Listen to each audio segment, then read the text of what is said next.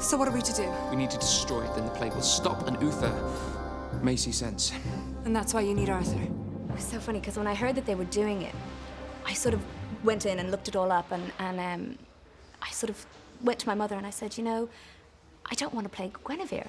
You know, if I was going to read for this, the person I'd want to read for is Morgan Le Fay, because she's the interesting one, and it's always fun to play the bad girl, and it's always fun sort of to play somebody who has such a character arc. So when my agent called me and was like, you're going to read for this, I was ridiculously excited. I swear I fell down, to be honest, but, you know, just to play somebody who goes through so much changes and who starts out one way, and because you've got to play them for such a long time, there's so much in it. And the writing is great, and the writing's quite modern, but not modern so that you'd notice it, modern so that you could identify with it, rather than it jumping off the page as, oh, well, that doesn't quite fit with the period costumes and the hair and the makeup. It's got allusions towards modernity rather than being stuck entirely in the past, which makes her great fun to play and makes her easier to identify with, I think. You all right? Sorry about all this. Merlin's not been in today. Poor Merlin. Yeah. To offer to give up his life to save Gwen's. I certainly can't imagine any man loving me so much. No, I certainly can't imagine that either. That's because you're not like Merlin. He's a lover. Yeah, maybe that's because I haven't found the right person to love. Sadly, the age of gallantry seems to be dead. You look around and all you see are small men, not big enough to fill their armor.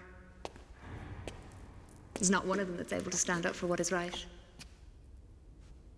What do you want me to do? The character I play, she doesn't back down.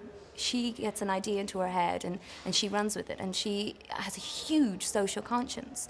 And my relationship with the king, King Uther, he is my guardian, and I'm one of the few people who's able to stand up to him and tell him exactly what I think, and what I think often is that he is wrong, whereas his relationship with Arthur is much more father-son, whereas Arthur accepts that he will one day be king, and he has to listen to his father, who is king, and take his advice, whereas I don't have that. So I just say exactly what I think to him, and often create tension. You knew about this, didn't you? Morgana, don't lie to me. Arthur's old enough to make decisions for himself. He's just a boy. Have you seen your son recently? All the characters change and grow. What you start off with is not what we end up with. And that's the great thing about watching it. This show is about the characters and how they grow and change and how they interact with each other as the show gets on. Because when you start out, Merlin hasn't lived in the city, in the kingdom. He's come to it, so we're all getting to know him as we go on. Whereas I've lived at court and I've lived with Gwen. So as we're getting older and as we're dealing with things, our relationships change and our relationships grow like anybody. And that's what's great to watch about this, because it's not stagnant, it's constantly changing. And you can see how relationships are growing between everyone, between me and Arthur, between me and Gwen, and between me and Merlin, and especially between me and Uther. There's a huge change in our relationship throughout the first series. You will lift the curse, sorcerer. It is not in my power. You will die. Killing me will not help you. Magic is banned in the kingdom, and I am the king's ward. He is my guardian, so I'm very close to him. So any magical powers that I may or may not have to be kept secret. It's difficult to describe. I had a dream. Nightmare.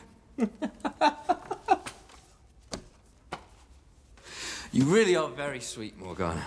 Why are you laughing? You! Your feelings, bad dreams. You don't have to make this stuff up. You can tell me the truth. It's obvious you like me. Less and less by the second. All right. Whatever you say.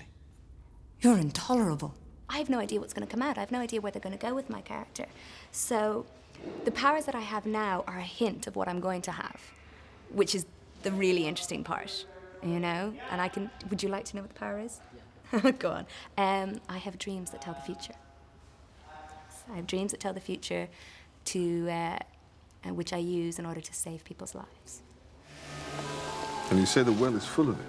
I sent men down to the underground reservoir. There's no trace of water to be found. First the crops and now this. It's the same throughout the kingdom.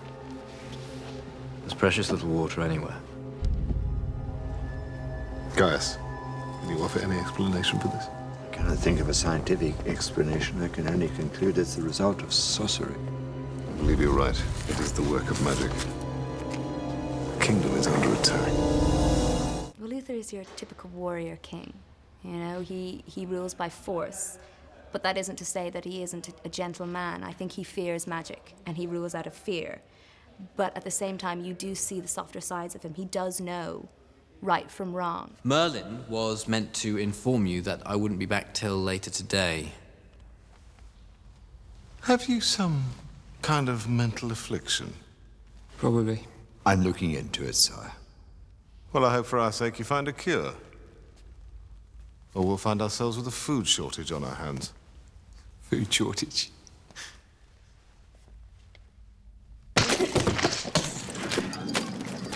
He has such a huge fear of the use of magic that that's where his anger and his wish to suppress it comes. You should not have killed my friend. The extra character is magic. It's this unknown quantity. It's this, you never know what's going to happen in each episode and how it's going to play out. And alongside that, this version of King Arthur is more about the relationship between all the characters. And it's very much following the characters as they grow. Because it's based on a legend, everybody knows where we're going to end up. Everybody knows what happens to Arthur and what happens to Guinevere and what happens to Merlin and what happens to myself. But it's how we get there. And it's how our journey differs from what people think it's going to be. And the new and the exciting and the slightly left of center that we do. It's the unknown of what we do. My lady. The character that I play, Morgana, if anybody knows the legend, and I'm sure there are many people who do, know that she becomes this evil sorcerer. And it's hard when you're playing her to forget that that's where you end up, because as a character you don't know that. You don't know that in 4, 5, 10 years' time you're going to be this great evil person. At the time you are just, in my case, you know, the First Lady of Camelot. I'm a princess and I'm just trying to do the best I can. And it's hard when you're playing somebody not to seed in too much of what you become, because you have to remember that you don't know that that's what you are. You are just who you are at the time. So it's difficult when you have so much future knowledge to kind of put it out of your head and forget that. But at the same time, it's kind of nice to give little hints through of little looks and little snide comments of what your character will become. Nice hat. Thanks. They're so funny. It's hilarious. We were doing a scene yesterday, and Bradley and Colin are they're comic timing, the two of them. I was sitting there, and I was supposed to really really serious in the whole scene, and I couldn't stop laughing between the two of them. They have a far more sort of almost brotherly relationship in this than the legends would have you believe. He's in love. What? With Gwen. I am not. Yes, you are. No way. I saw you yesterday with that flower she'd given you. But I'm not in love with her. It's all right. It starts off with Merlin standing up to Arthur because Arthur isn't being the nicest of boys to his servant. And as time goes on, Merlin discovers that it is his destiny to protect Arthur, whether he likes him or not, and so ends up being his servant. And in spending time with Arthur, he realizes that the difficulties that Arthur's under, being heir to the kingdom and being at odds with his father's beliefs and having his own beliefs, and the pressure that brings upon him, makes him sort of see Arthur as more of a real person and more understanding. And from that point, their relationship becomes much more cordial. And there's a sort of a trust between the two of them, which is lovely to see. And with that trust comes this sort of banter and the jokes and everything like that. So you have a lovely relationship to watch, a very sort of real relationship. They've got so many ongoing jokes at 6 o'clock in the morning in the car that you want to sleep, but they're just going and firing it off each other.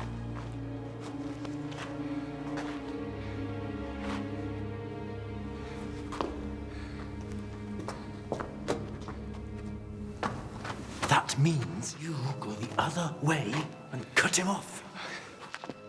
I think as he gets more comfortable with the fact that he is a magical being, the magic gives him confidence.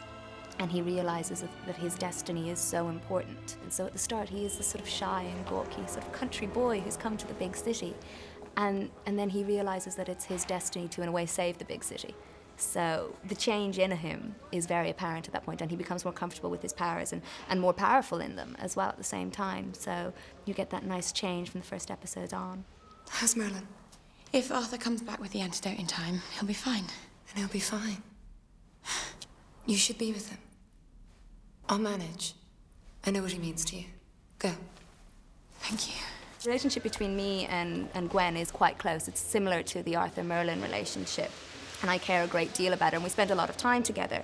So in the episode that Lancelot appears, I can see that there's something about her that sees something in him. And you'll have to watch the episode to see what happens.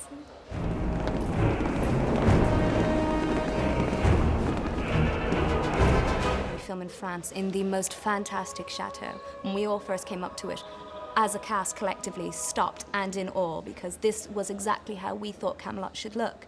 And when you see that, I guarantee it, you're going to think it's CGI, because you can't imagine that something that beautiful actually exists. And you're there, and it's such a huge castle, and you're thinking that you're such a tiny part of this, but you get to be a part of it. It's like, this is a princess, I'm in a dress, I'm in a castle. I mean, this is every girl's dream. So over 8 months, it becomes your life. Rather than if we were filming it for 2 months, I think I'd still feel like I was Katie rather than feeling like I was Morgana. But everyone is unbelievably supportive, and the crew together, like one big, kind of scary family, but one big family. And Merlin, I need hardly tell you that the practice of any form of enchantments will get you killed. He's an indulgent father figure to Merlin, and he is the man that's been there and done it all, and sage words of wisdom, especially when it comes to magic, that Merlin has never been able to speak to anyone about his powers before, and then he comes to the city, and Gaius is there, to tell him right from wrong. It seemed so simple. An easy solution is like a light in a storm, Merlin. Rush for it at your peril, for it may not always lead you to a safe harbor. I can see that now. How many times have I warned you about the responsibilities of being a warlock? And to guide him, and that's the relationship that they end up having. He is absolutely a father figure, but he also guides him as he comes to realize how his new powers are manifesting and how powerful he now is. Yeah. Absolute power corrupts, absolutely, and there's that fear that could happen, I think, with Gaius. But the more that you get to know Merlin, the more you realize that's never going to happen, because at his very core, Merlin is a good person. Some things are hard, you know, and you're doing a big fight scene, and you're watching a tournament, and there are knights, and all of a sudden, you know, you're doing a scene and you're supposed to be reacting to this monster, and this monster is a silver ball in the middle of the ground. But at the same time, the sets and everything are so detailed and so fantastic that it's easy to imagine what's there. And also the production have done quite a clever thing, is not everything's CGI'd. Some things are models, some people are prosthetics, some things like that. So what you see some of the time is going to be exactly what's there. So it's this really nice mix, not too much of one thing and, you know, enough of one other. So it's this really healthy way, I think, of putting it together, and it makes it work on many levels, rather than it just being real and CGI. You've got real and prosthetic and CGI as well, so it's a many-layered production. I thought you were my friend. I am more than that, Merlin. I am your kin. No, the only family I have is my mother, and you had me murder her. Her life has not been taken in vain. We will achieve great things together. He's almost the voice of honesty. He's got no agenda, really, as the dragon. So what he tells you is good or bad. That's the way things are. So he's the only character in it that doesn't have any agenda. He tells things how it is, whether you like it or not. I've realized my mistake. I've been looking for the creature in the wrong place, in the records of all known living things in the kingdom. And then I thought, what about creatures only recorded in legend, in myth? And I discovered this. That is it. That's the monster. The great thing about the show is that it's going to appeal to everyone. It's got a little something that's going to appeal to every generation. Parents are going to be able to watch it with their parents and their children all together.